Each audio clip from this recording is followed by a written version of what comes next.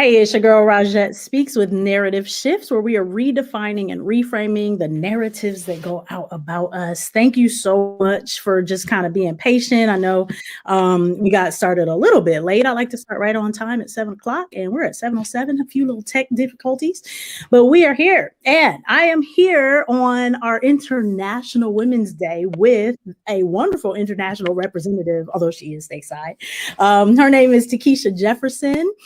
Really excited to have you on the show, Takeshia. Very, very excited about just you gracing this platform, especially given all that has been going on lately, both, in terms of social justice and in terms of just your work and your expressions through that.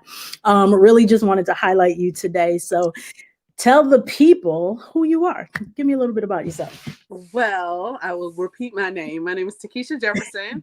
I am a fine art photographer. I started shooting when I was 9. So, right. I ended up joining the military. And from there, my understanding of the camera kind of shifted a little bit to becoming professional. Right. So I'm married. I actually ended up getting out of the military. I had a photography business for a little while. Right. Okay. But then it was Jefferson Photography. So it was me and the husband. We did weddings. And actually, funny story, really quick.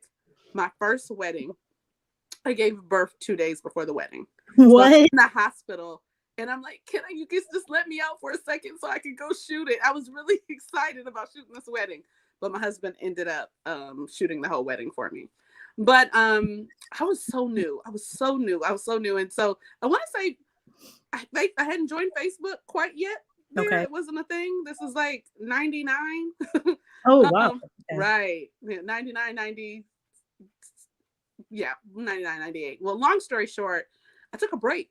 I had the kids, and I didn't think I could do both. Sure. I did not think I could be mom and a photographer. It was just not that balance of being able to do both. And I actually missed out on some awesome pictures, I believe. Mm-hmm. Right. So took a break, and then I went back to school for a little bit before we moved overseas and really started to kind of get back into my love. It was natural. You pick the camera up. When you have a passion for something, it will find you, right? Yeah, true. Even if you kind of run away from it, it'll find its way back to you. So I started shooting again. It is definitely, like, I call it art therapy. Mm-hmm. It is a love. It's healing for me. Mm-hmm. So I started shooting, and I haven't stopped. So my business, even though I had a business in the late 90s, I stopped come early 2000s, and I started back probably around 2009, 2010. Okay. Now, I heard you say that you moved overseas. Where were you living at the time? In Turkey. So we were stationed in Texas, and then we got orders to go to Turkey. I was like, where?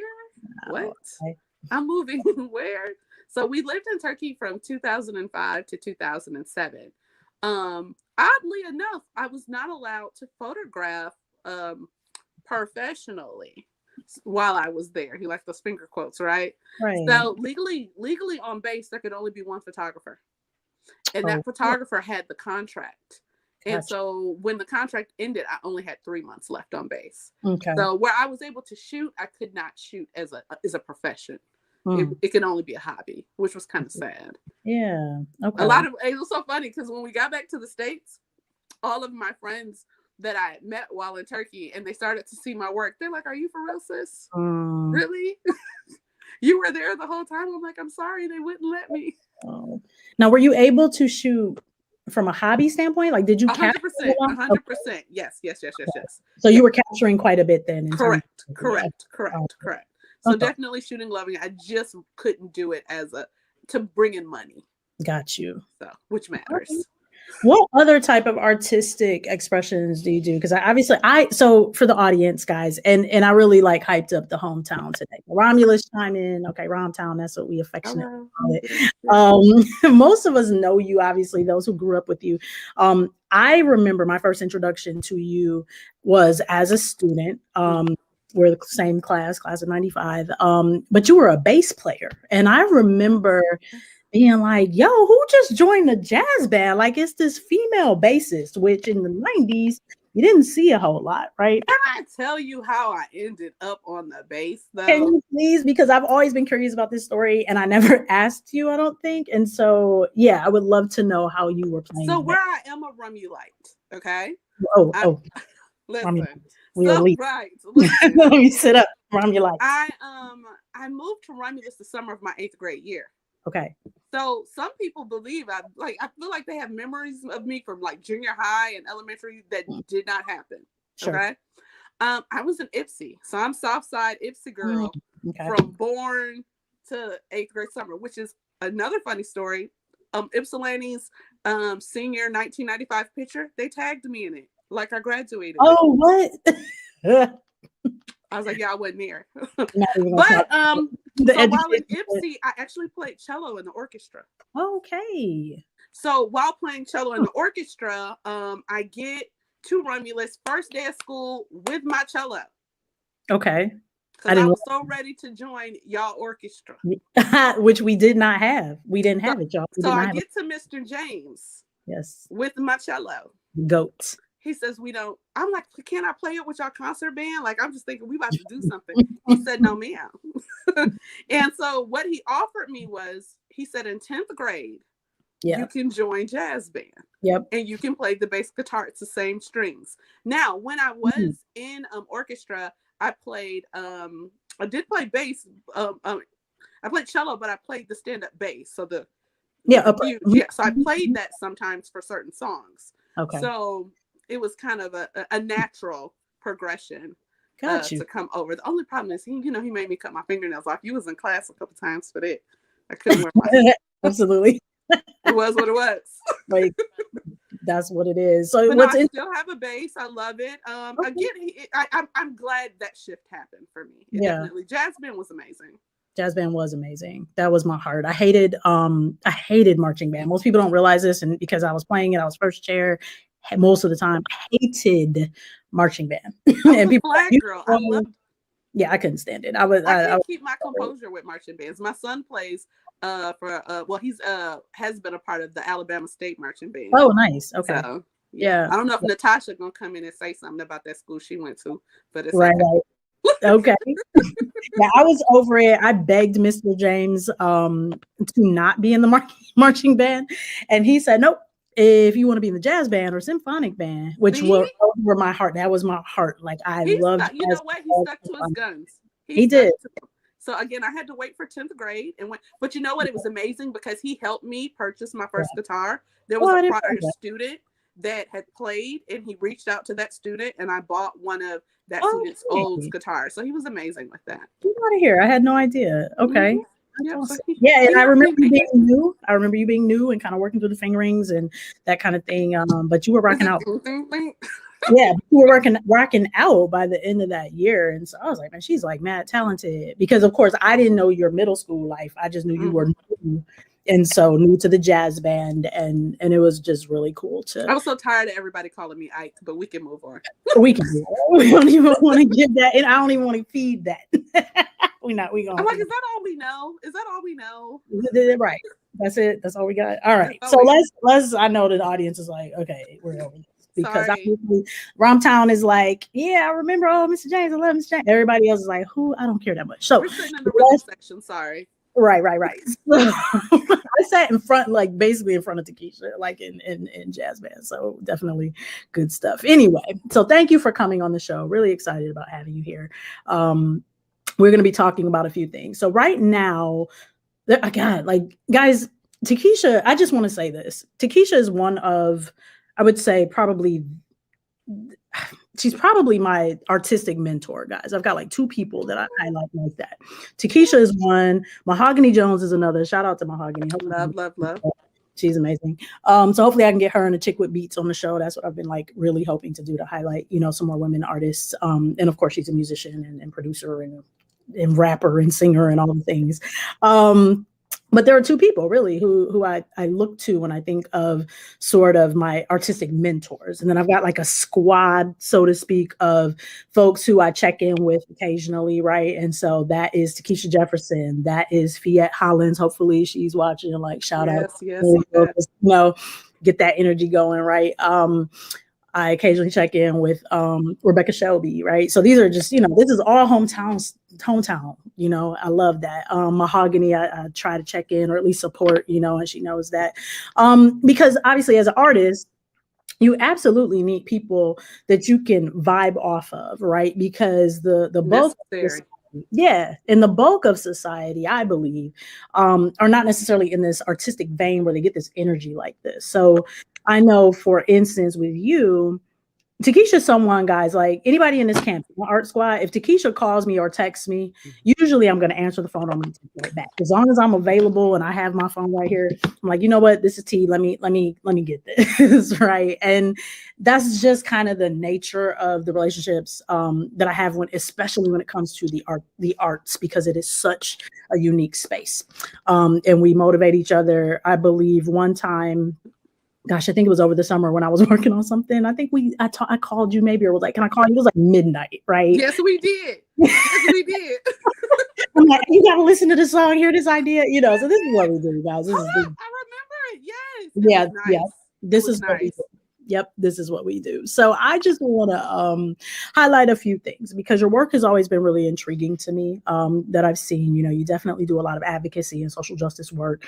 And it's just beautiful. It's very unique. And so right now, guys, Takeshia is featured on Google Arts and Culture. If you don't know what that is, I'm going to have the link up here. I'm going to try to share the screen. I haven't done that in this space. This is not Zoom, so I don't know. I haven't tried it. But if you just go to Google Arts and Culture and then put Takeshia's name behind it, and you're going to see what Google has done. So Takeshia, I guess first off, let's talk about that. So before you answer, and I put this in the little blurb, guys, we all have seen this picture of Harry and Meghan, right? Before all the shenanigans, before all the last night and all the things, right? We saw the picture of both of them, in the park, looking gorgeous and wonderful. And, we just kind of have an admiration, for them anyway. But I got a call, early one morning, or I think you posted or texted or something like that. And then we talked early one morning. She's like, look at this. And so I'm like, what am I looking at here? Like, I see a photo of Harry and Meghan. It had to be a text, because I ain't saying it publicly. Yeah, right. And I'm just like, okay, like, I love them, but why are you sharing this? Why are you sharing this with me? Right. And so if you want to expound on that, like, how are you connected to that photograph? Like, it's mind blowing to me. Go. Okay. So I'm on this app called Clubhouse. A lot of people talk about it. Let me just talk about social media. Mm-hmm. Some people can despise it. Some people love it. Some people say it's terrible. I say it's just another extension of Earth. And Earthlings go places, right? So you have to kind of choose on which Earthlings you deal with or you don't, just wherever you are, it's Earth. So I'm on Clubhouse. I joined like December 3rd. Okay. And I was in a room with a gentleman. Oh, I should have had it over here. But nevertheless, I was in a room with a guy, and he's talking. He's from the UK. I hear him talking about a few things. I'm in a room with him about 3 times, and we're discussing photography. About a month, early January, probably I think January 6th. I'm in a room with him, and he's kind of in the room, and he's moderating it, but he has 2 young daughters. He has a wife, but he's actually taking care of the daughters that day. So he's in and off this call. So if you can imagine, someone's kind of like paying attention, and they're like, yeah. And he hears me. Now, mind you, all of these times, normally the etiquette for Clubhouse is when someone is speaking, you click their profile, you read their bio, and then you go to their Instagram or Twitter. So this is important to know. That is standard, right? Okay. So my assumption was that he had already saw my work, because he had been in rooms where I was speaking before. But again, looks like that was not the case. January 6th, we're talking. And sometimes when people, I feel like, have given really good nuggets, I always go and DM them and say, thank you so much. Your room was great, blah, blah, blah, whatever. Nice. And so that day I thanked him for the room and told him what, I liked about it. And then he said, my pleasure. He came back. And then 10 minutes later, I started to get notifications. Now let's talk about him. His name is Masan Harmon, and he was the first Black photographer to shoot UK Vogue in 104 years, right? The cover of UK Vogue? The cover? UK Vogue, yes. And he shot the September issue, right? And it was their advocacy issue. Oh, wow. And his words were he's a fanboy. I had to kind of get this word. I kept hearing people say it, so I feel like it's like a UK and I asked, was it a Nigerian term, because I wasn't sure, because he's Nigerian, but nevertheless, he was like, Takeshia, I'm a fanboy. Like, I love your work. Like, hyping. He'll come in and he's like, you know what? I am her publicist for free. And he comes out and he has been so, like, he has just been entranced with my work, and he advocates for me. So, like, I promise you, I don't ask Masan to do anything. He does it on his own, and it has been so amazing, because when you think about your circle, right? Because to me, I don't look at him as a mentor. I look at him as a part of my tribe. I actually tell him we're family, like he's my cousin. But when you have a friend who's willing to sponsor you, to speak on your behalf, to uplift you when you are not present, right? Not because you ask them to, because you see what they're doing. And, for example, I have a friend named Nika, and she told me after she did it, she works for a particular company, and she knew my kids. We used to have a business called Security. It was stickers. Security, and you would put the sticker on your food so people wouldn't eat your leftovers, because we had a problem. We have a problem in our house here. Okay. And so the sticker would be like, this is mine, don't eat it, not yours, whatever. And so, long story short, she pitched my business to a corporate agency. Oh, wow. I didn't know this. And I mean, but again, this is what your friend does for you. But when people want to advocate for you, support you. And even though me and Masan were friends, as a person who appreciated my work and saw it, and had got to speak to me a few times, he was like, your work needs to be seen. And so he's done. Within 2 days, he had sent me and forwarded my information to people to possibly represent me. Wow. That are in London.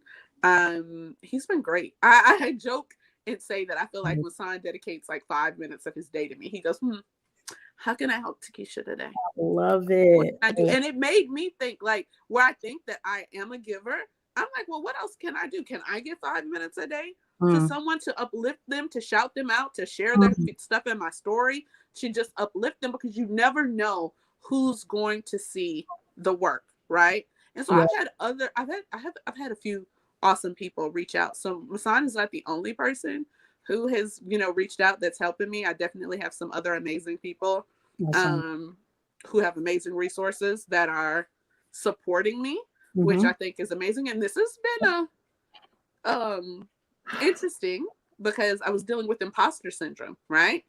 What do you mean? Okay, so where it's like, well, why me? Like, for me, I can support your work, and I can tell you how much I love your work and how beautiful I think your work is. Sure. But for me, it was hard to kind of receive that coming from me, because I'm so used to just my circle, like my Facebook friends and my people I know seeing my work. Okay. But these strangers are giving me accolades that were making me feel uncomfortable, because after the second compliment, I was done. Let's talk about that. So you said you were feeling uncomfortable. What is that rooted in? Is that because when I hear discomfort or, feeling uncomfortable, a lot of times that's sort of an internal struggle that we just have with ourselves in these spaces. So talk to me about why you felt uncomfortable. For me, because again, I've been through it. Listen, I've been through it. So what I believe it was, I was more concerned about other people's comfortability in the room and how they would feel about me getting constant accolades. So I would rather the accolades stop to make other people feel comfortable. Oh, that's an interesting point. So you were shying away 100% from your gifts. Yes. To make others feel comfortable. 100%. Oh, 100%. I'm like, what if someone's new into the room and all of these people are like, oh my God, I love your work. I love your work. I mean, there were times where it was 5 to 10 minutes of it, and I was so like, oh, I just hope it stops. Because I'm like, what? I was more concerned about the people who I didn't know, who I couldn't hear, and how they felt about the compliments. Yeah. How are you feeling now about that?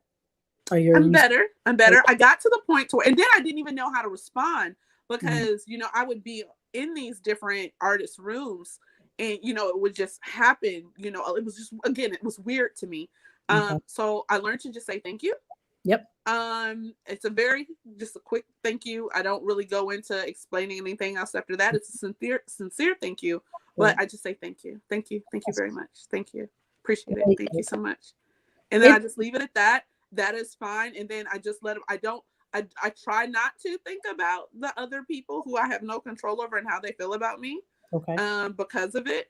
And then I move on. But I was so concerned with that. And it did make me uneasy. Like, I would message the people who thanked me afterwards to tell them, like, I really did appreciate what you said, but I'm uncomfortable. So I'm taking it. And even Masan in saying very nice things about me before, I go up, and, he'll talk about how he feels about my work. And then he'll go, I know Takeshia's tired of me. He'll say, and it's like that. I'm not tired. I'm definitely not tired. I appreciate it. You know what I mean? Because what he's doing, I do the same thing. So the crazy thing is, 2 minutes before I'm uncomfortable, I have just spoke life into another artist's work. And like, oh my God, you're phenomenal. I love your work. It's this, it's that, it's this. But I wasn't able to receive it. It's almost like when someone wants to gift you something and you reject it, right? And so I had to learn how to accept the compliment. Good. And even not tear it down afterwards. I know that's a whole thing where somebody compliments you, and then you go, oh, well, this is just old, or oh, this is just that. And just being able to say thank you. Awesome. Very good. Yeah, I'm glad that you've gotten to that place. I think it's a space that you're in, and I think it's important, just like Masan has shared, for people to see your work. So I love that he has really become a mentor, in a short period of time, really, right? I mean, how long ago? What are we looking at? I talked to him in a room a few times in December, and we really started to have more conversations since January. But I don't know if I said he's the person who took the picture of Meghan and Harry. Exactly. So he is the person who did the shot. So or the shots, because they released another picture today where they're standing. Okay. I haven't seen that. Yeah. So that's awesome, guys. So check out Masan Harmon, guys. I'm gonna actually try to share my screen here in this platform. Let's see here if it's gonna let me do it. It's been a minute. Oh gosh, really, in real life? Hold on, guys. I should have tested this beforehand. It's like I've got to go into here and hold on, guys. Give me a second. I would sing, but I'm under contract. Just don't sing. Don't sing. I would. I'm under contract. I can't anyway. So. Oh, is that right? Okay. Yeah. So I can't sing for free. I actually can't share this right now, so it's not going to let me. Because it would shut Google Chrome down. We don't want to do that. Because I didn't initiate it earlier. My bad. Okay. But let's see if you can hear the audio. So Masan, guys, he is what can I say about Takeshia's work? She is a generational talent, an artist whose voice truly needs to be seen to be believed. I hope you enjoy her collection of photographs. That's what he said. That's what he said. And I'm looking at it, guys. I know you can't see it, but check out Google Arts and Culture. This is for everybody. Check out Google Arts and Culture, and then put in Takeshia's name. Just my first name. Yeah. If you go to Google Arts and Culture, if you just type in Takeshia, it'll pop up. And you're gonna see Masan here. You're gonna see her work, and so I wish I could do this. Yeah, it's not going to let me. Sorry, guys. But we will do this another time for sure. I'll definitely post it after the show.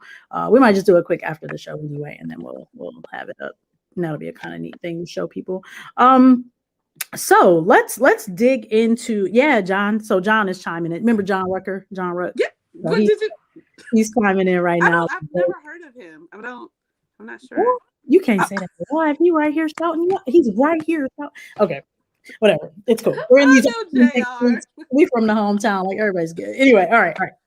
So let's talk about you also have your work featured in a few other places. So right now, Takeshia's work is featured in the Rosa Parks Museum in Montgomery, Alabama. Some of you know that my work was also featured there. The reason that my work is also featured there is because it's amazing. Thank you. She said You're because it's welcome. amazing. Also because of Takeshia Jefferson. She had a lot of options to pick, folks to be featured in this space. I had the option to have a solo exhibition just all by myself. That was the option. Right. Yeah. Okay, so let's talk about that. So tell the folks what your focus was once they asked you. Go ahead. So once they asked, they had seen like a virtual computer generated exhibition that I created because COVID. I'm like, I want to do something. I want to have an exhibition. One of the curators saw it and she was like, I love this. Now, mind you, for full transparency, I interned at the Rosa Parks Museum for 2 years. Yes. That is where a lot of advocacy and things also transpired. So while I was there, I really got to know the museum, learn more about Rosa Parks from the Montgomery aspect versus the Michigan aspect of her. And while I was there, I did have a piece in one exhibition that they had. They're just one piece. And so they knew me and they knew my work. But when they saw this collection, they were like, we love it and we want to showcase this. And, when can we make this happen? And so they gave me like a 2-year track of, times that I could select to do the exhibition. Wow. But upon talking to one of the people in my tribe, because I was trying to wait till like October. And she was like, oh, no, ma'am, we're getting Black History Month. Ma'am, we are getting Martin Luther King Day. Ma'am, we are getting, she said, we're getting Women's History Month, Endometriosis Awareness Month. Those are the months. No, so you're going to do it January. And I said, yes, ma'am. So that's what happened. But so like 2 days after I said yes. So this is my first solo exhibition. I know the space. I know the gallery. I've helped set up, exhibits in there. And it's a large space. And I'm just like, yes, I could put all of my work on these walls and it could be my solo exhibition. That's beautiful. But I could also open the door up for the ladies that I know that are amazing artists to share this space with me. Why not to? That's what I hope to do when I get through a door, to leave it open. It's like, come on in, right? Awesome. And so there was yourself, Tyree Bailey, LaShonda Anthony, and then Erica Dunlap. And so you were the 4 awesome ladies that have your own sections to showcase your work. And I thought it was brilliant. I don't think we always have to do things alone. I do think sometimes you may have to do part of the journey solo and get everything prepared. And once you know it's good, then you can bring the people in. So it's not always as quick, but I think we should be doing things so that we can, help our community, our tribe, our circles. That's awesome. Did you get any pushback when you pitched this? Because of course they come to you and they're saying, hey, we want you to do a solo exhibition. And so now all of a sudden, a couple of days later, you're like, okay, you know what? Let's create this space a little bit more for some folks. Did you get any pushback? I thought I was going to. I didn't know. And I knew like if they said no, I mean, I'm still going to do the solo. Sure. But I really wanted, to do it where I could support. And so I think I asked the question and then the next day I got a yes. And I was just like, I was so excited. I was like, let's get it. You know what I mean? So it was a really good thing. So that's awesome. Can you tell us a little bit about the exhibit? So I know, you have a certain theme and guys, just real quick, before she, obviously had her art featured, I was at home. She sent me a text and then she kind of sent some of the behind the scenes stuff, which just flipped me out, to be honest, guys. Like, I was like, what? Because again, I just think that her skills are so dope. And can you talk a little bit about the piece where you have, well, I want you to talk about the exhibit, but certainly the dress. Yeah, because that one took me out. Like I was like, you are really kind of next level. When I saw your work before the end product, I mean, I was kind of blown away. And that was late summer, I think that happened. Took me a while to get that done. Yeah. So basically the series, this exhibition is called the Veiled Series Revelations. And so revelation means to pull back the veil. And so I had started doing a lot of pieces where you would see, you know, women with veils, physical veils. Right. But for this series, I had different types of veil. So when you just define the word veil and what that is, like, you know, a covering, right? And so is it something that is purposely hidden? Is it something that, you know, that you can see? Is it a veil that someone else has placed on you? Those are the things that I want the viewer to kind of have to decipher as they're looking at my pieces. Where I have my artist statement, I really do not go into depth on the actual pieces because I really do want, like I said, the viewer to have their own kind of relationship with my pieces. Like there's some pieces where you're looking at the person and you would believe that maybe they were in their 20s when this person is maybe actually in their 70s, you know. There's one picture where it's called grandmas. It's called grandmas. It is my grandmother and my great grandmother merged together. And the crazy thing is I called them both grandma though. So it was my grandma Margie, or my grandma Margie, and then my grandma Jolene. And that's how I called them by their name. So they lived 4 houses away from each other. Oh, wow. I saw them all the time. That's amazing. You know, my great grandmother didn't pass until I was in my 20s. So, you know, I spent my life, you know, my early life with them. So anyway, those are some of the veils that are there. But I did a piece with a wedding dress. So, you know, dealing with, you know, the shootings with law enforcement that were happening across the United States. I felt compelled to put something in the exhibition that kind of spoke to that.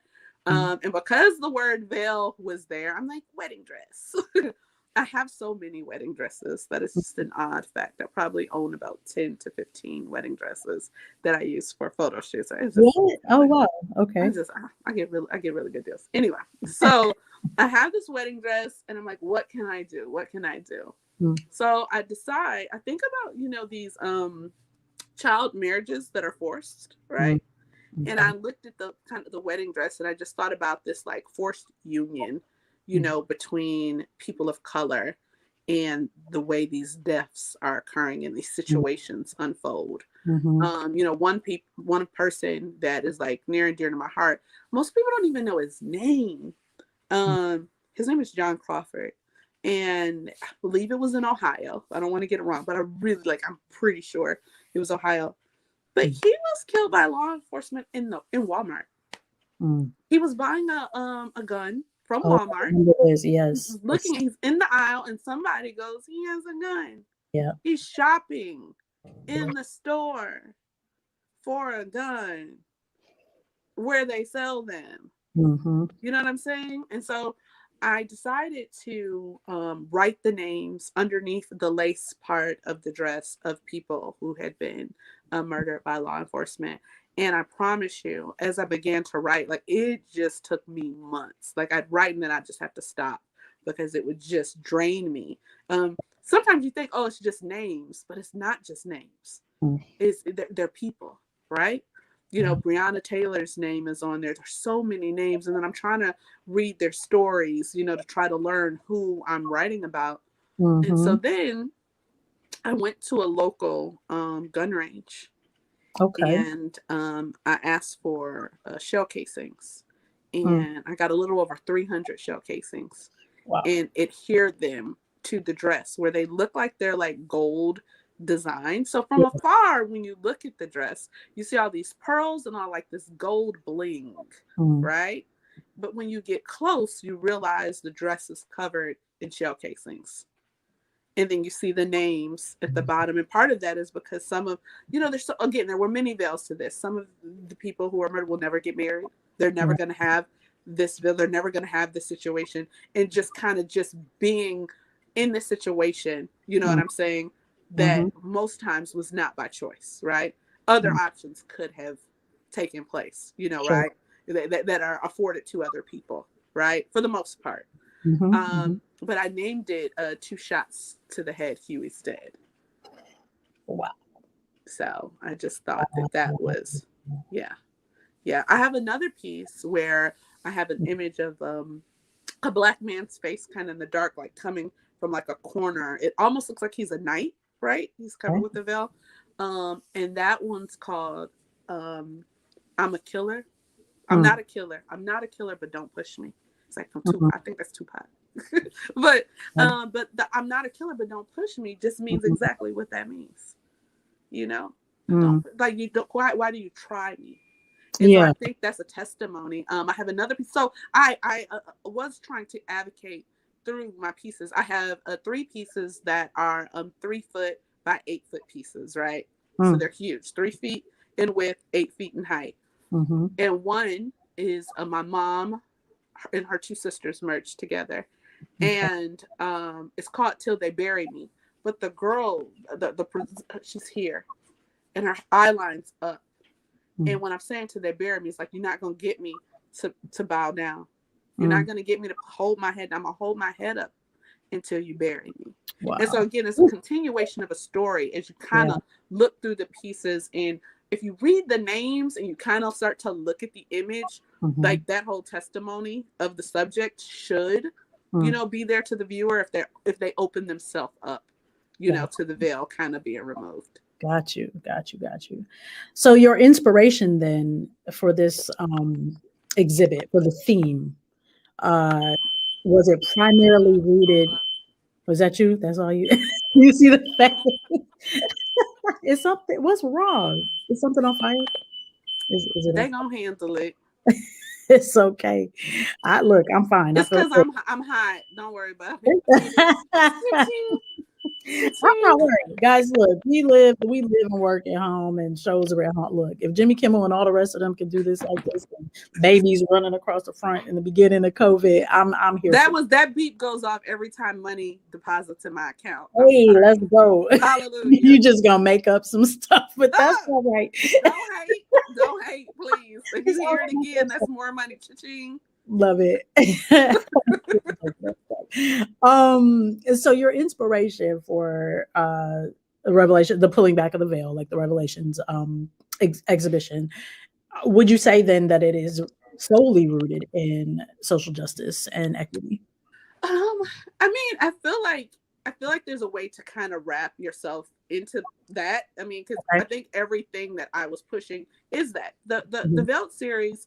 And my series before that was The Birthright, was me kind of showcasing my family. So everyone that you see in that particular series is related to me, right? Yes. And so yes, that is one of the pieces. I see you working. Yes, I'm trying to work it out. I had to change the browser. So, but everybody's related to me, and so I wanted to showcase and honor my family, right? Yeah. And so in doing that. Because there's just so many ways that I feel like other people kind of take the narrative on how they tell our story, right? And I wanted to kind of take control of that narrative and how I showcase us in imagery, in art that would be there and be seen. I'm very purposeful in wanting young children to come in and see these images, of all races, right? To come in and see the way that we're portrayed. I don't want people to have us stuck in one frame, right? We have a full story, a before and an after and a middle. And so that's basically what I was working on. I love that. That is such a wonderful accomplishment also. I am going to share the screen. I don't know that it allows me to move it and be interactive when I do that with the app that you have here, but I am going to, let me see which piece I want to kind of highlight here, just so the audience can kind of see your work. So let's see. Here's the bullet casings. I'm gonna go ahead and share this screen. No worries. But again, I was really excited about the exhibition. It goes to April 2nd. So it's been let me tell y'all, all the framing and the other things that I was not aware of. So anybody aspiring to do, that is 2 shots to the head. Huey's dead. Wow. And so guys, these little, I can't zoom in from this screen, but I don't think so. Let's see. Yeah, no, it doesn't let me. What you see here, these little, what look like little just marks, those are the bullet casings, guys. And then what is even more bananas about this is underneath it. I don't know if you can quite make it out, but that's where she has the names. It looks like a pattern. It's almost so crazy the way I'm looking at it. It looks like a pattern, but those are the names all the way on the train of the dress. Yes. And so, guys, before this was, on public display, she shot me just a picture, like a close up of one of them, and I about fell out, y'all, just because I'm like, who thinks like this? First of all, and then with the understanding that you have a whole wedding dress that you're doing this with, like it was pretty bananas, and I was really excited about what you were going to be accomplishing here. So I think that's great. So kudos to you. Let's get back to a couple of the questions I have here, because our time, we can talk forever, and we do. No worries.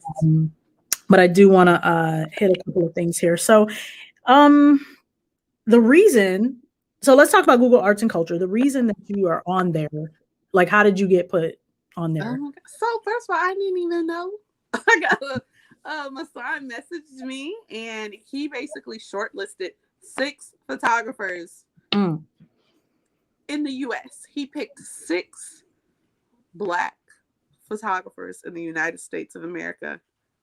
And little old me was one of them. Wow. Y'all. That is a huge accomplishment. I was like, we're playing. Like 6. There were 2 females. Gianna was one. Dorsey. There's me. There's Dallas Logan. There's Sean. There's Chris. Okay. And I feel like there's one other person that I'm forgetting. And I know it's not Sammy, so I don't want to say the name. I feel terrible. But there's so many of us. The bad thing is, this photography space is so, some people think it's small, but once you start to meet and connect, there's so many names of so many awesome photographers and artists. When you talk about earlier, surrounding yourself with artists, I'm surrounded with so many right now. There's this one guy, his name's Pinar, totally, I'll share his stuff in my story tonight. He does collage work, which is crazy. He takes old comic books and creates masterpieces out of it. Like, he would take a comic book and then create, like, the Black Panther. He would create, Wonder Woman out of ripped up pieces of comic books. Awesome. Love that. He did a whole, like, Last Supper type tribute with other people in it with, I'm just, I'll be like, okay, that's yours. That's your gift. But it's really amazing. That's great. I love that. You've also, let me look back at my notes so I don't get this wrong here. Let's talk about this LOBA award. So have you been nominated for this? Or are you? I was nominated. And so I accepted the nomination a couple days ago. So I haven't talked publicly about it. This is the first time. Oh, okay. So I was nominated for the award. It looks like 300 people in the world were nominated. Once you're nominated, 300 photographers were nominated. You have to accept the nomination. So I don't know who's accepting it or not. So you don't have to kind of move forward through the process if you don't want to. I accepted it. Awesome. Very good. So what'll happen is we won't find out who the winner is till October. But there will be one winner, but 12 shortlisted. Like, they're gonna have 12 people. Like, this is the 12 that we picked the one from, right? And then there'll be like a traveling exhibition for the main person, and then like a couple pieces from the other 12 will be in that. But I think the person who is awarded it will get like I think it was 40,000 euros, and then 40,000. $10,000 worth of camera equipment. Well, no, 10,000 euros worth of camera equipment. That's amazing. It is. It's gonna force me to jump outside the box a little bit, because I read, y'all gonna see what I come up with. Actually, you won't see, because I can't show you. I cannot submit any pictures that I've already taken. I can't really submit anything that's been exhibited. So it means I'm shooting all new stuff. How fun. And I can't do any post-process anything. Okay. So it's raw. It's raw. It's just, are you shooting it raw, or do you have to shoot as? I can shoot JPEG, but I can't do anything else to it after that. Ooh, I love that. I don't. So this is stretching you a bit. I love that. So what I'm hearing you say is you can't do a bunch of photo manipulation. I cannot do what I do. Yeah. Yeah. So No, I'm like, great. why am I even here? Because it stretches you. I love it. Listen, I done came up with some. I talked to my art history professor today. Good. I told her I have some things that I think I have a way to post process pre. Like I'm gonna do things to my lens that I think will allow my picture to do what I want it to do. Okay. Oh wow. Oh, they don't know me. They don't know me. Let me tell y'all something about Takeshia, y'all. They don't know me. Y'all, look. So anybody, again, if you've known me for some time, you know I love photography. You know I shoot a little bit here and there, and I used to shoot a lot more.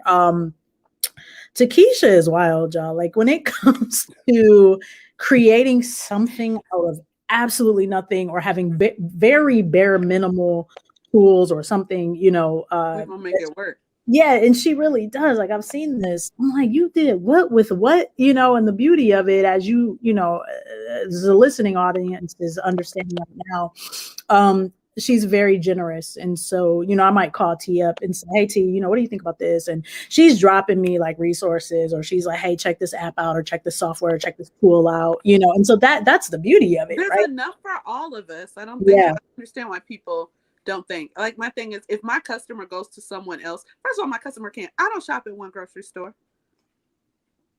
I don't. Love that. So, and if Trader Joe's want to be mad at Kroger's, right, or Walmart, I don't go to Walmart often because it's out of my direction. I go to Michael's. You know, I shop online at other places. I go to multiple stores. So my thing is, if someone is my client, they come to me for what they want from me. And if they go to someone else, that is fine. They're free to do that. Really and good. I think sometimes people want to hold information. I'm like, are you so scared about your gift that you think somebody else is going to take it?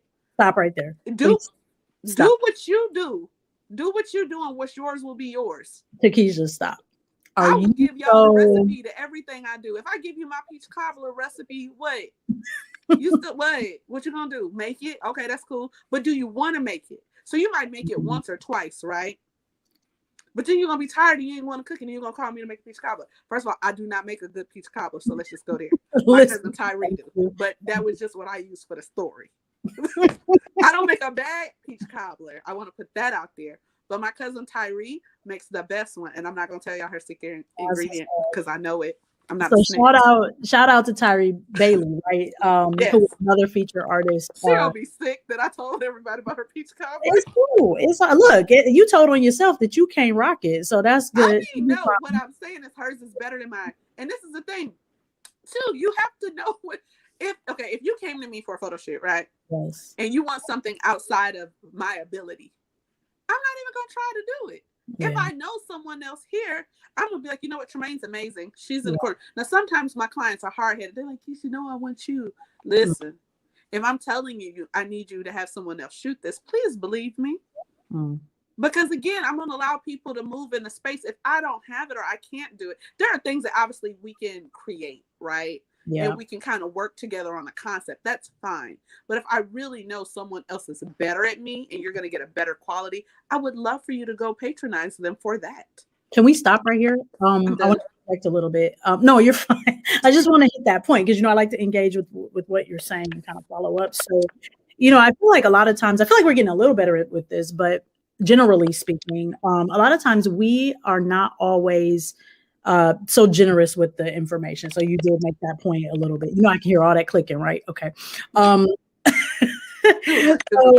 it's all good. The way my ears are set up, though, I'm gonna need a pause on that. So hold on for a second, please. Thank you.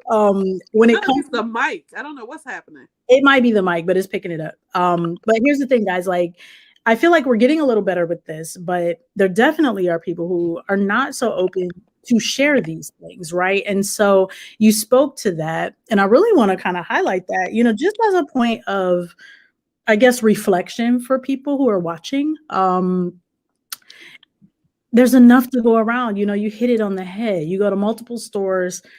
You go to multiple stores for the things that you need. I think most people do that, right? You might have a favorite. You might need to get your vegan stuff over here, your almond milk over here, your oat milk over here. That's a shout out because we were talking about oat milk yesterday to who was I talking about that with? Nakia and I think Shannon. But I really think it's important for us to, in fact, pay it forward. Right now, obviously, there are people who watch us who don't understand paying it forward. Maybe they haven't seen the movie, maybe they don't understand the concept. Right. But at this point, I feel like there are still people who are just stingy. It doesn't mean you have to give everything, all the things away, right? You don't have to give everything. You really don't have to give You everything. don't. I think it's important to have some balance in there, right? Right. Even when it comes to activism, Okay. and even volunteering. Like, so me and my kids had volunteered for 2 summers where we volunteered our entire summers. I'm talking about once school was out till school started, Monday through Saturday. We were there in the morning to the evening. So if we got there at 8 or 9 in the morning, and we were there to 5 or 6. Wow. Okay. Monday through Friday. Saturday, we were probably only there to 2 or 3, starting at 9, working with underrepresented youth in Alabama. And so, and I tell people, no, that was the whole summer. So that means Takeshia wasn't working not working for money, because she was working to invest in the local community, So, but on the 3rd summer came, I looked at my kids and was like, because my kids were there volunteering as well. And I'm like, you know what? I need to invest in them this summer, because I can't have them constantly. I need to show them that they do need to take a break and do self-love, self-care, and work. And so that summer, we only did a 2-week, it was a 1-week camp with the Rosa Parks Museum, the Architects of Change summer camp. So it was a 1-week camp where we got to go to Tuskegee. We went to Birmingham. Nice. We did all of the museums, the Legacy Museum in Montgomery, and they learned so much history in a week. And then we had nonviolent training for 2 days from an organization that came out of Georgia, which was really amazing. It was called New Way. So that was to really help, kind of defuse and go through all these things. But again, so instead of an entire summer, we dedicated a week. They did some art projects too. We went and painted, a few homes, but again, it was just about a week's amount of time. But I think it's important to have balance, because you can get overconsumed with anything. Yeah. Right? Yeah. Even with church, you can get overconsumed, and you do have to think, like, if you get to the point to where you're neglecting your family, you're not having time with your kids, you're not talking to your partner, then that's problematic. Even the pastor has to take time for his family. Absolutely. Family first. Get it right.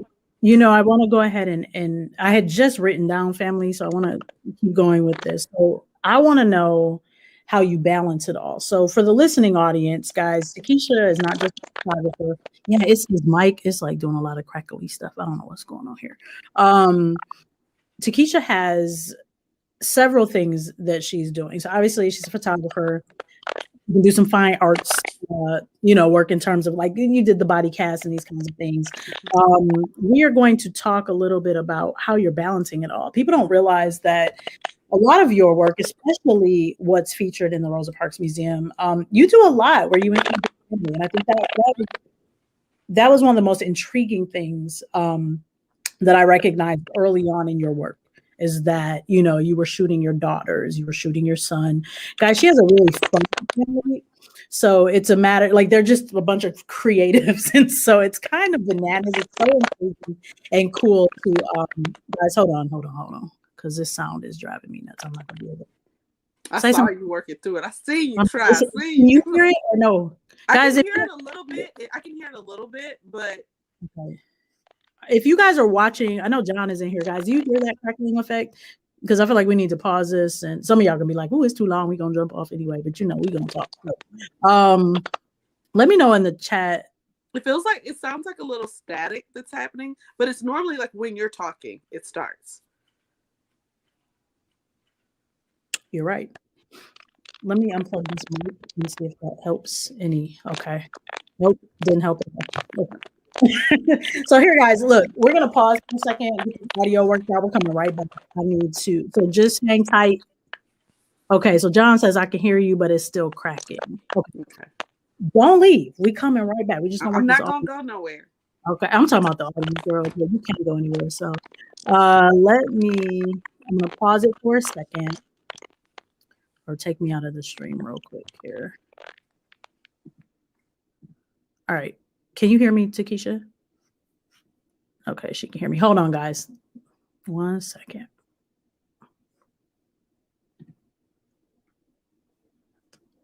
Look at your mic settings here. Takeshia, do me a favor and go to your mic settings. Sorry, guys. I know you're kind of watching this. It's what it is. We're just trying to troubleshoot a little bit. I can't hear you because you're out of the stream right now. So, I mean, unless you want to, hold on, let me bring you back into it and then we can just do this. What was your question? I didn't hear you. I didn't know if you wanted me to leave and come back. Yeah, leave and come back. That would be great. If you can X all the way out and just come back in, that would be great. Use the same.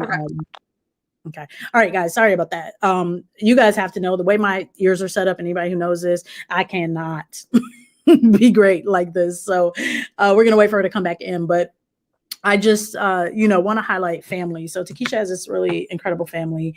Her kids are older now, and she has definitely put them in a lot of her work. They also have several small businesses, and they're all kind of artists in their own right. It's really cool to watch them work collectively. So it would benefit you to certainly follow her on social media and in these spaces. Okay, I think we're okay now. I don't hear it so much. Can you say something to Takeshia? Hello. Okay, yeah. All right. It's still there. I don't know. We're not gonna be able to do this too much longer because the way my nerves are set up. All right. So was just sharing, about family and just some of the things you do. So how do you balance that?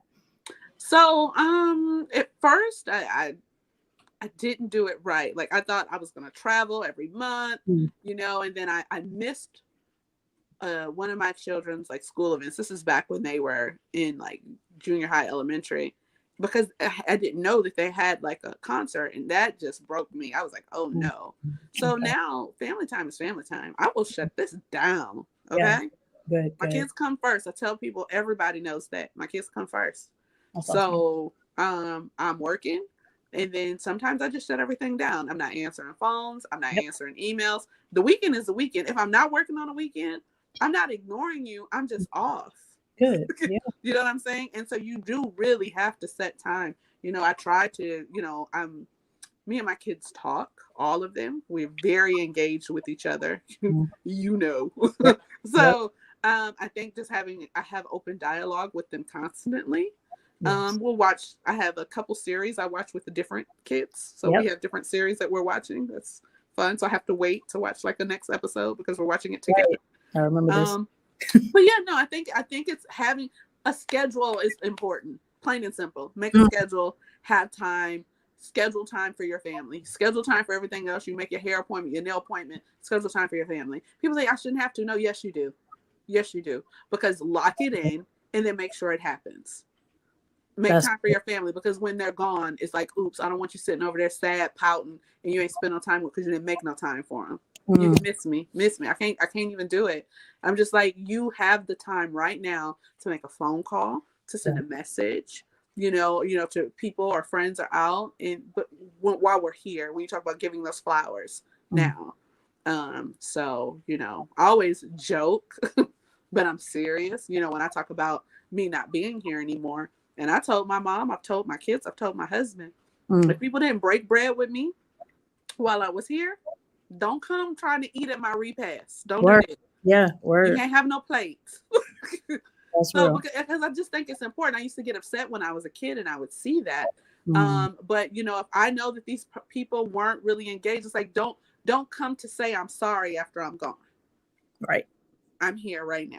That's good. And so that's what I tell my kids all the time, and so I just think it's important because they're more valuable than that. And I think that's another important piece on why they're in, what I do, but a reflection of showcasing them. There's another photographer named Sally Mann, and a lot of her work was her children. And so it was so crazy when she's a Caucasian photographer. And when I started doing it early on, a lot of people were like, oh, you're a mom tog. I'm like, oh.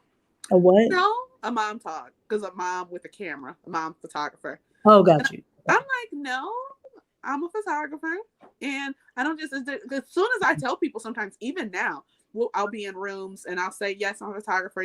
My subjects are mainly my children or my family, and they dismiss me immediately. Dismiss me immediately, and then they see my work and they go, oh. Also, because you have beautiful children. And I mean, they are right. They regular. Perfectly like photogenic and just all the wonderfulness. I So think everybody is photogenic. I tell people that all the time. Somebody told me once, I hope they listening too. Because I was like, oh, it must be nice to have cute kids. I'm like, really? This was was this a parent? A parent? Somebody said that to me on Facebook. They did. I ain't gonna say their name. And I'm not gonna say anything about it. So there's that. I don't even remember their name. It's funny though, so I couldn't tell you anyway. It's cool. I love the point that you say, you know, you might need to make a schedule and how important that is and how people sometimes, you know, object to that. But I think that's super important. And you know, it definitely shows your family. It shows you guys, you know, like the kids, your husband, that balance is there and that you can be present. And that is so important, you know, and I think there's time. Make it. You will regret it if you don't, because tomorrow is not, later today is not promised. That's right. Later today. That's right. And so just making sure, I tell people it kills me sometimes when people say they can't make time for you. And it's like, you ain't got 5 minutes for me? Right. Whether it's a text, especially in this day and age, because just give me 5. Give me 5. That's it. Say, how are you? Are you okay? Let me ask you this. Yes. So it's a little bit, it's not necessarily talking about family, but it is talking about the schedule. So I know that as an artist, most artists that I know have difficulty keeping or adhering to a schedule because the creativity is just kind of everywhere. We are wired a little differently. And so have you always had sort of this innate ability to schedule things, follow through? Was it difficult? Was this a learned task? There's an author. I mean, she's not just an author, and hopefully I can get her on the show too, but shout out to Kristen Roshan, who has written a book. Now it's escaping me. I'm going to go get it. I have it too. What do you mean? I got mine right here. Okay. It's called the Creative Discipline Project, guys. This right here, this book is amazing. I've started it. Chrissy, I'm not like through it yet. I should be, but you know. Hey, don't snitch. I'm just gonna let Rajette tell her story. When somebody tell their story, that don't mean you have to share yours. That's a nugget for everybody. Let people have their moment. Yes, ma'am. What did you not do? So I had not done nothing. So here we go. The Creative Discipline Project. This is Chrissy Roshan. And so what I love about this book, you know, and I told her this, I think probably in an IG message or something. I felt like this book was written specifically for me, because it deals with the creative, right? Now, there are people who can do things that are creative and they do them well. But when I was beginning, even just the beginning chapter of this book, I was sitting here like, man, it's like, this was written exactly for me. Somebody who has a lot of ideas and things that come up, and I want to explore those things. I'm still this very creative person. So a lot of people watching right now, you know, definitely childhood friends who knew me in that creative space, even back then, who can attest to this. But sometimes, you know, you get distracted, right? Or I'm like, ooh, on to the next. And, you know, I don't subscribe to astrology a whole lot at all, really, other than just, look, I believe. What's your sign? I'm a Gemini, and so right, and usually I get the y'all crazy or what, you know. My mom's a Gemini. So everybody puts us in these crazy boxes, right? And Izzy, okay, that makes sense. That makes sense. But again, I'm not gonna have a whole lot of conversation about it. Obviously, you know, I'm not knocking anybody who, you know, is on that train. But like for me, there are some very specific just characteristics, I believe, that align fully with how I roll, right? Except some of the crazy stuff people say. Understood. You just rebuked that part. That's not everybody. Yeah, that's not, right. But in terms of, you know, the creativity, the kind of bouncing from thing to thing, let's just look, it's who I am. I've accepted that. I've embraced that. I'm good for it. I want to know with you, how are you able, like, were you always just able to be creative and be compartmentalized and follow through? I know I've struggled with this, and so I need a full team. Okay, so what had happened was when I was in high school. Well, actually, two things happened. I ran up the phone bill, okay, because they were called zone calls back in the day. Oh, right. Where you dial just 7 numbers, no area code. Yeah, right. Right. What? Girl, I was talking on the phone, talking. And my mom was like, "You gonna pay this phone bill?" So I had to make rabbits, and I had to put lace on them and little pearls. I went to Gibraltar Trade Center and got all these plush rabbits, and I decorated. Girl, I was selling them at school. You don't even probably remember. I had begs. Does anybody want a rabbit like this? I sold them for $10, $15, and I burnt my fingers so much with them glue sticks. But the creative in me started with having to build all of these rabbits because I ran up the phone bill. And Mom was like, "Look at me, I poured into you." And so no, I just always, after that, just that creative piece in me and building was there, the interest to do it. As far as, well, I had a time period because I had to get the bill paid. Sure. But now I'm really strict on time. Like I guess I'm asking you how were you always able to manage it well? Yes. Okay. I'd say now the balance of, I think I told you, like initially, the reason I didn't do it for years, where I stopped doing the photography, I didn't think I could do this with the kids. But once I literally created a schedule on when I could work, and making time for it. When you talked about a little while ago, you were talking about all of those different thoughts that kind of come through. So, I write as well. And so I have a book. It's like a sketchbook. It's 122 pages. And every time I have a new concept or a new theme for a story, I have a table of contents that I made in the front. I jot down the title if I have it. And then I go to the page and I write down all of the notes that I have. So I have a book that has all of my thoughts. Awesome. Good. It organized, right? Okay. Which helps, because being able to go back and find that thing that I'm working on. So, maybe I have 40 or 50 stories in my head. They're all laid out there where I have notes. And then I have another story where I have a binder specifically just for that story where I have my notes. But it does help. I think part of it is scheduling. People go to work. You go to work on time.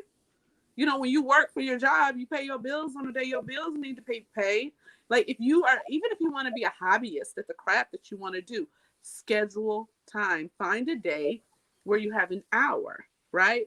Or whatever, and kind of try to dedicate that hour to it. Then this is what I do full time.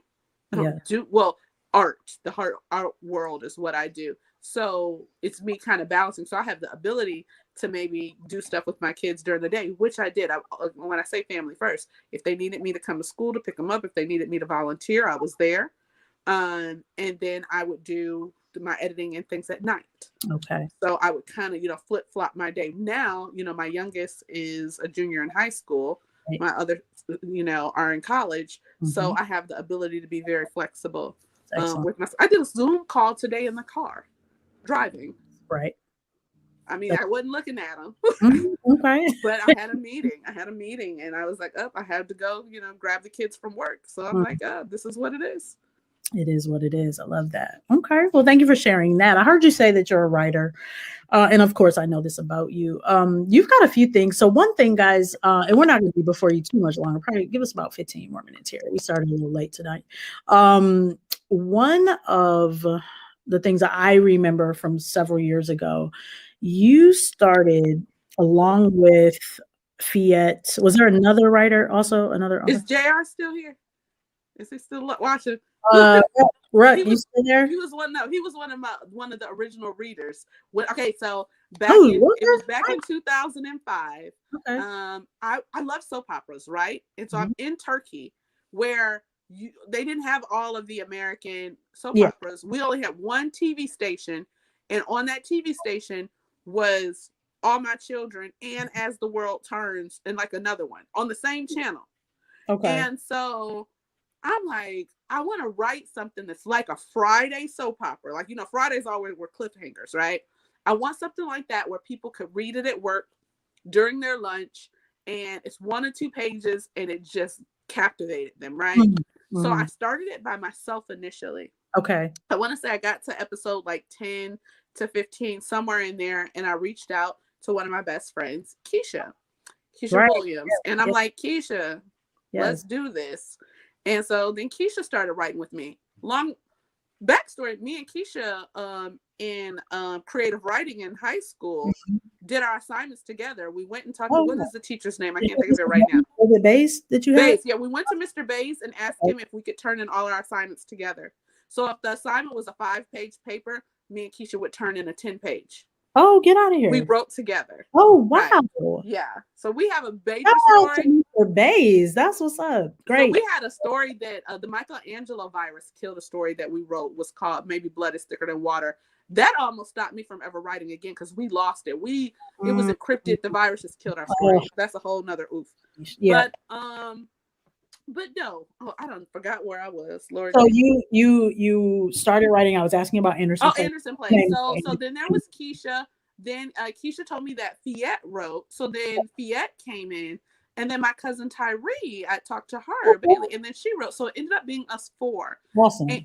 And we were writing, let me tell you, it's online if you look for it. It's there. And we wrote, I want to say about 215 to 238 episodes. That's crazy. And that was starting in 2005. Oh my goodness. Yes, it is. It's a story.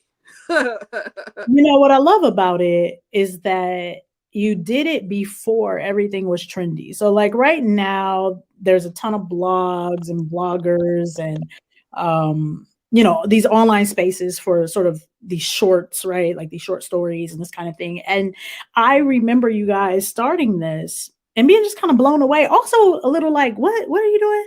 I used to send it. My first 6 readers would get an email. So you had it on a subscription type. I would just send them. It was just Yahoo Mail. And that was I typed their email in. My mother-in-law was one of my readers. Lanisha, I would just send it. JR, yes. Yep. That's awesome. I would be like, here y'all go, boom, boom, boom. And they're like, oh, when the next episode coming out?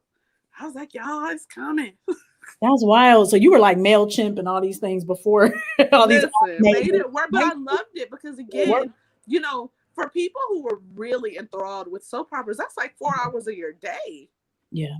I'm like, what could we do for those people? And we did. And then I don't want to forget Kim. Kim Harmon was amazing. She ended up editing for us towards the end. So she was definitely amazing and a part of the community as well. I think that's great. Like, that's a wonderful thing, guys. And mostly Romulus and then a cousin connect. That was all Rhyme-Town. Yeah, good. Out there. Yep, Rhyme-Town's got some gems for sure. I appreciate it because I think it shows people that we can work with what we have. And I think more than ever right now, obviously, because we are in the space that we're in this sort of virtual environment, this virtual environment.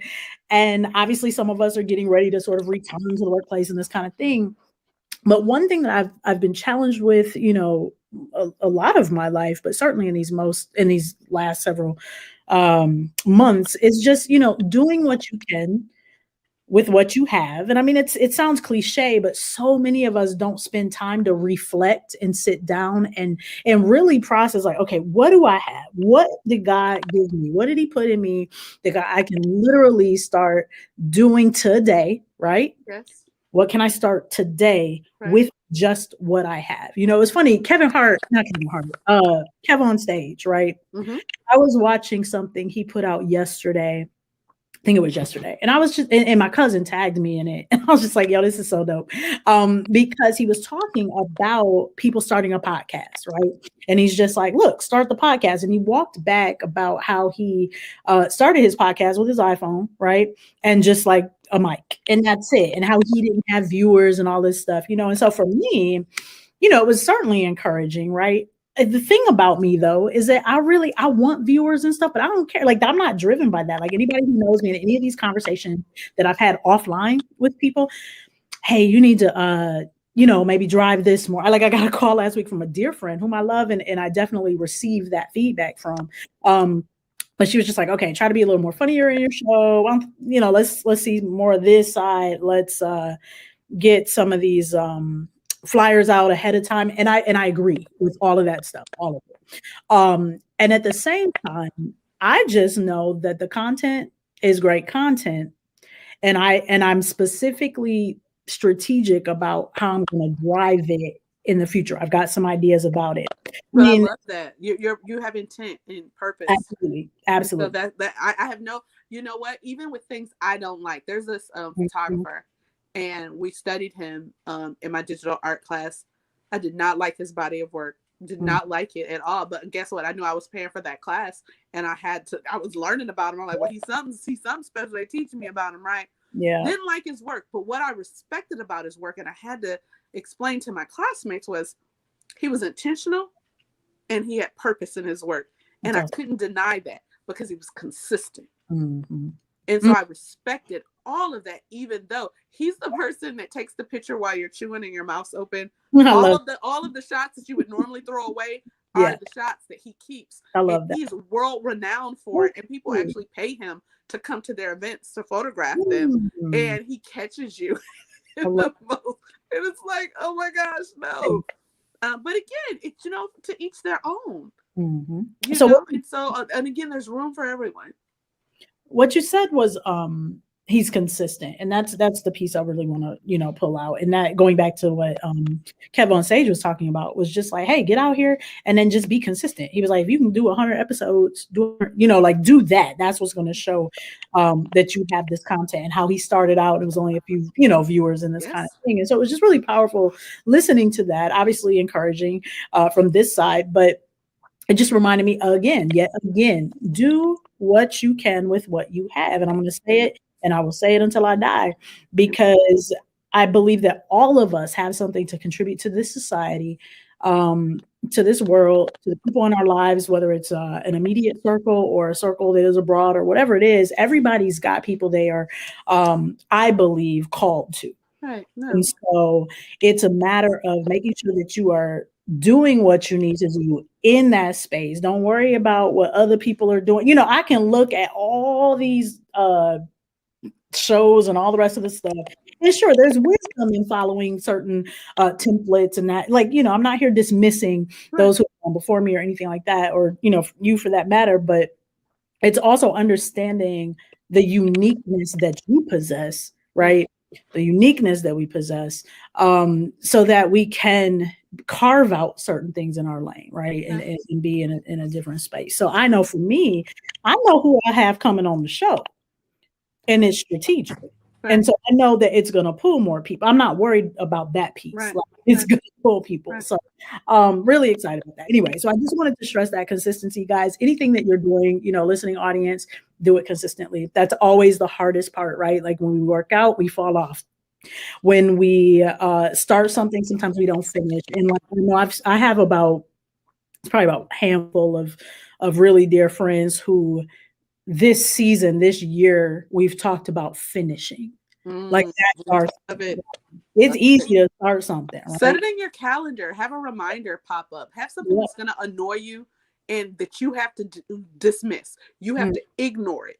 So you are purposely ignoring it. You know, where it comes up every day, have it, or whatever. If you need to do it every few days, set it on your calendar. I like and that. Put it for a time. So it's like you need to do that. You need to work out. So so you are intentionally clicking dismiss and not working out, and you have to deal with that. Yep. Love that. That's a great comment. So we are wrapping up, but I do want to hit the advocacy aspect of this. Okay, so let's kind of dive. Let's take about 10 more minutes here. So I know that because I know you, you advocate for mental health awareness. You advocate for endometriosis. You or the awareness of it, of what's going on with women. Right. Look, I like how you switched it up. Yeah, I was like, you do not advocate. Yeah. But you know, you're an advocate for that. You're an advocate for sexual assault. Yeah, I'm trying to put it right. Sexual assault. And so can we talk a little bit about your advocacy? Because I think this is really important. And gosh, like I think, again, one of the earliest memories I have of you was when we did the domestic violence symposium at Rami. 95, right? 1995. Guys, you know, we can talk forever. Y'all can, if you gotta go, but you know, but this was such a profound moment for us, because we literally went to a school that was trailblazing in terms of symposia and the content that we were addressing in the symposia. And one of the symposiums that we had was rooted in domestic violence and date rape. Yes. And this was profound and it was huge. And Takeshia was part of my group. Do you remember that? Yes, we worked so well together in that. We did. Bobby Parker was in that group. Yeah, Bobby Parker, man, that was my, Bobby P was my dude.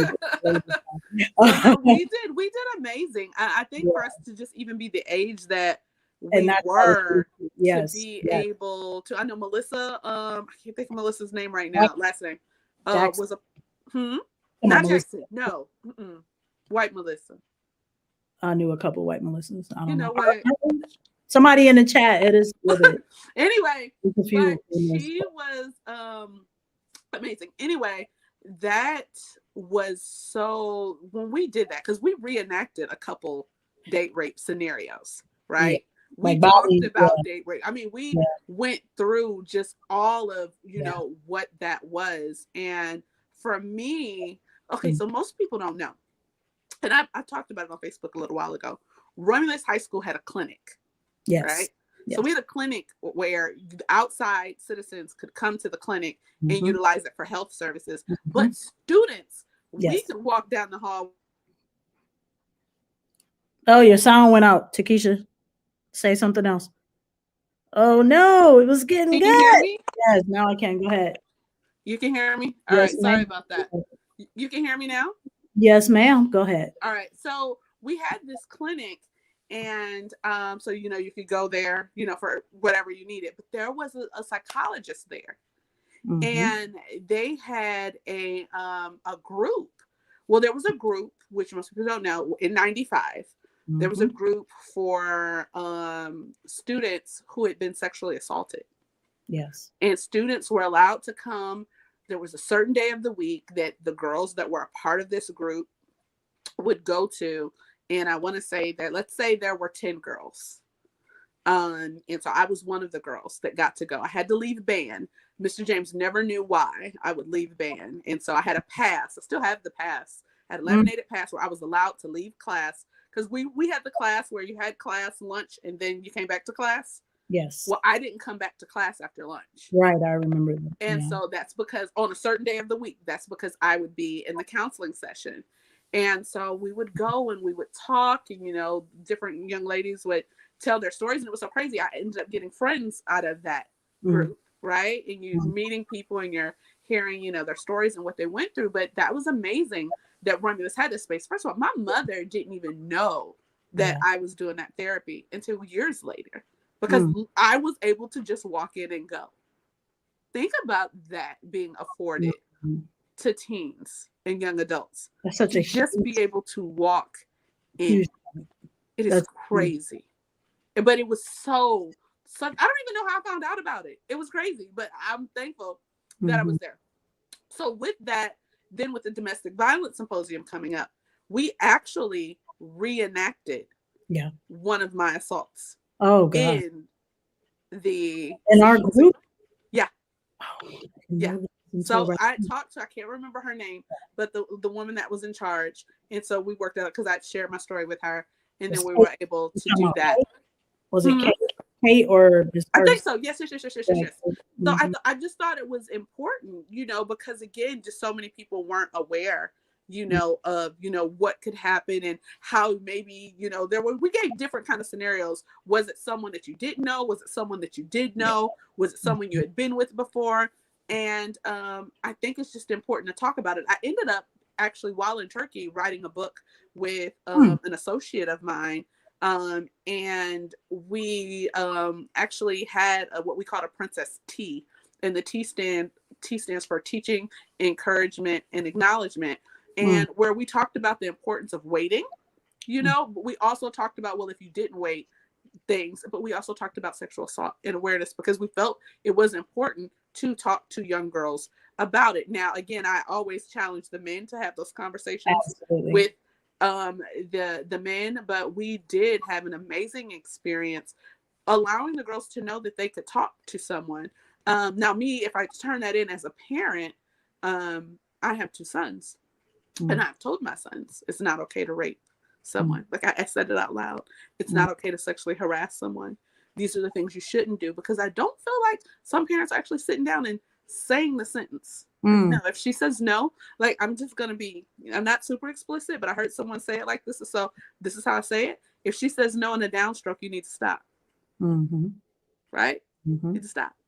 So I think it's imperative that those conversations should be had, that you have the right to say no. So I spoke and traveled actually around the US for a little while, speaking on that full subject matter, after high school. The book is out.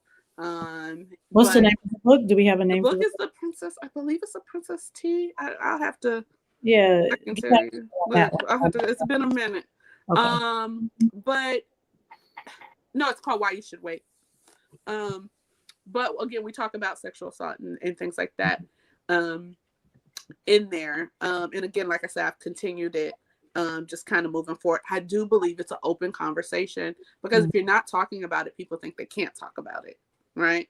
Just like I think you should be able to talk about sex as well. That's just a whole nother conversation. I think we're too hushed on stuff, and then that's why things happen. Absolutely agree. And so from there, I went with just doing my youth mentorship, and working with young adults and underrepresented youth. And I've done that for multiple years. It's been a long time, me in the youth ministry. Okay. And so, again, I think it's imperative that young adults have access to resources.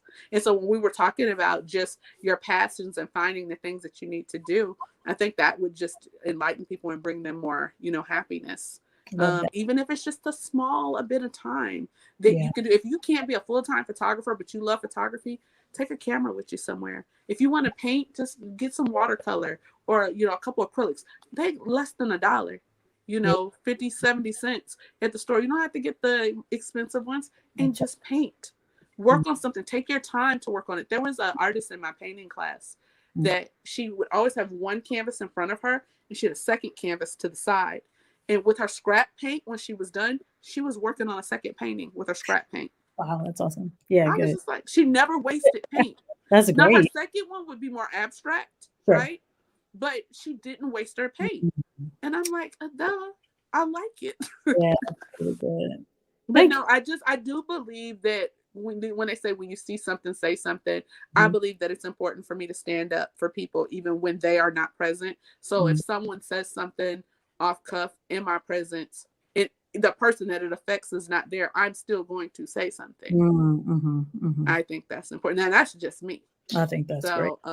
And I would hope that people would do that, on my behalf, if something is said that is not appropriate and I'm not in the room, or my people aren't in the room.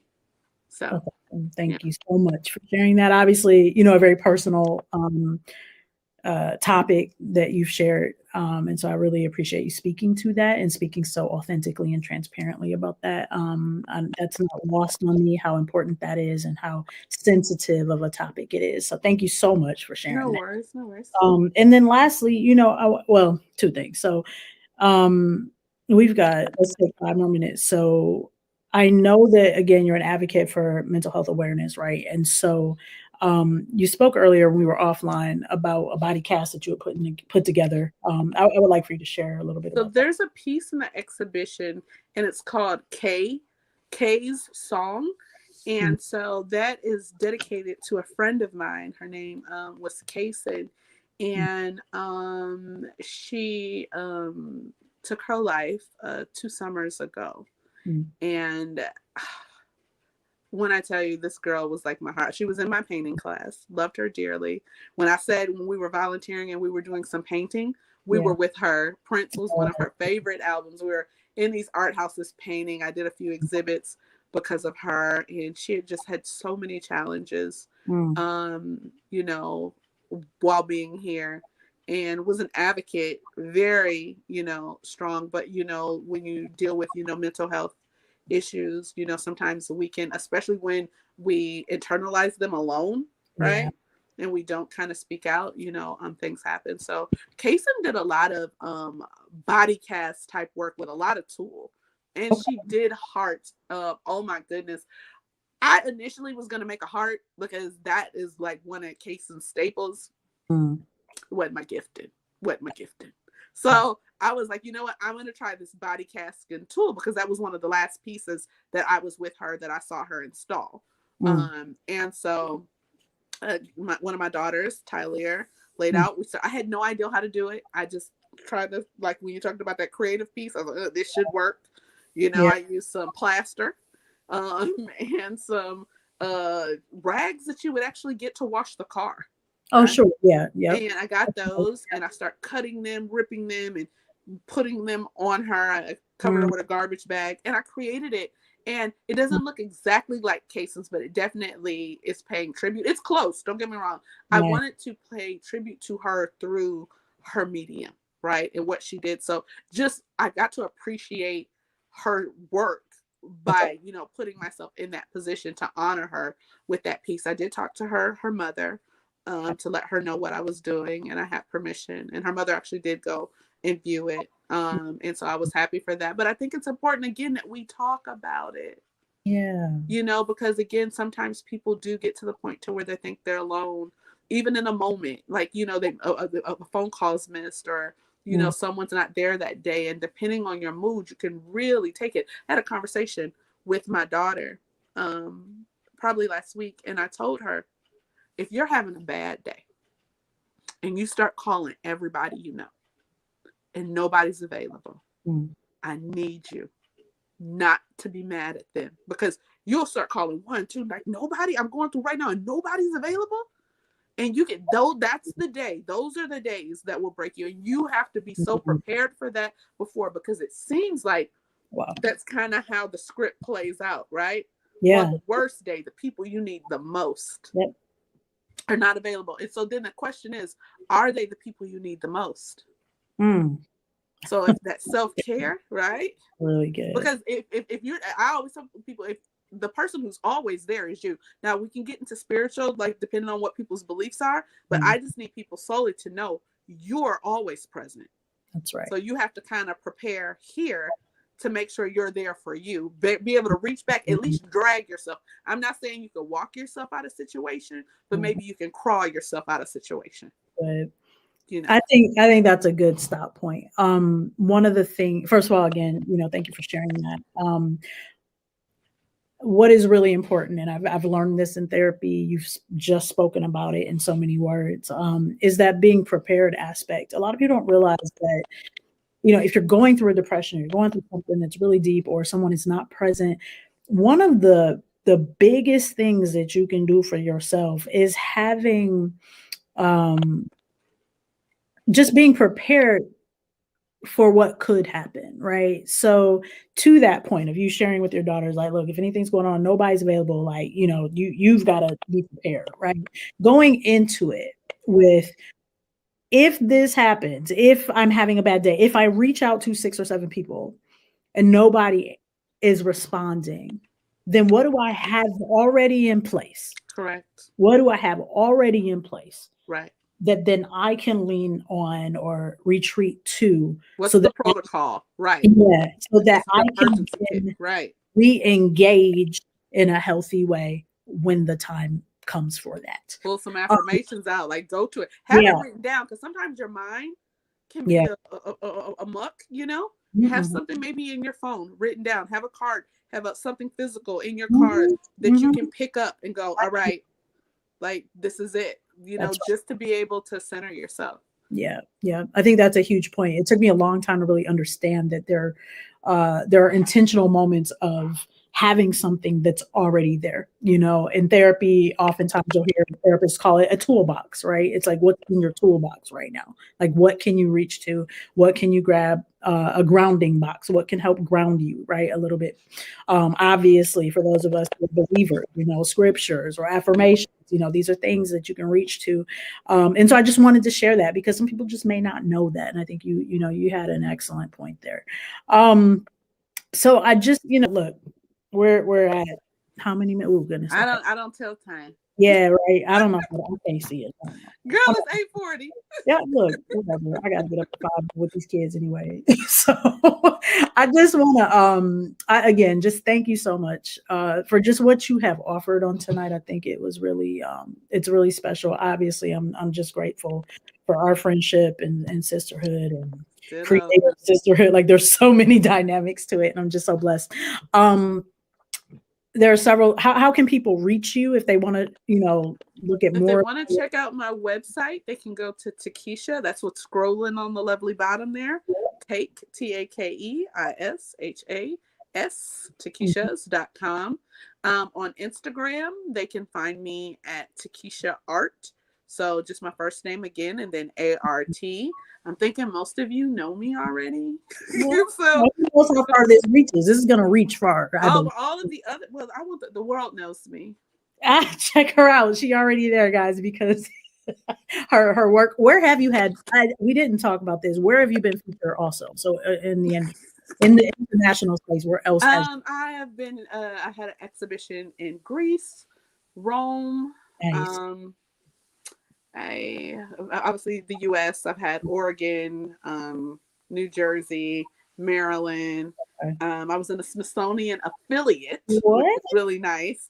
That was right when the lockdown happened, and I actually placed. It was so crazy because they just barely mentioned it. I made an honorable mention, so I didn't get like first, second, or third. But out of 100, there were 5. 3 were first, second, and third, and then I was an honorable mention, which was really nice. That's huge. Thank you. And so just, as we're wrapping, guys, obviously this is here. I'll have some stuff I'll post to the site, and in the stories and stuff with more of her work.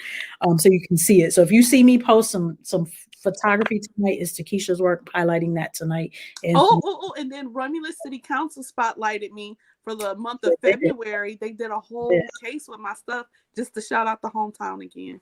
They sure did. It was amazing to see that. I actually told my mom. She was like, "Wait a minute, Takeshia, do I know her?" Oh yeah, I remember her. It was a whole conversation, but that's great. So I'm glad your work is there. And so then finally, where are you featured right now? Don't you have an exhibition right now that's going on, or what's coming up? In Detroit. So I have an exhibition at Norwest Gallery. That's NORWEST Gallery. So you'll be able to find it. They have an Instagram, same name website. Okay. That exhibition goes through the end of the month. So yes, you can check that out.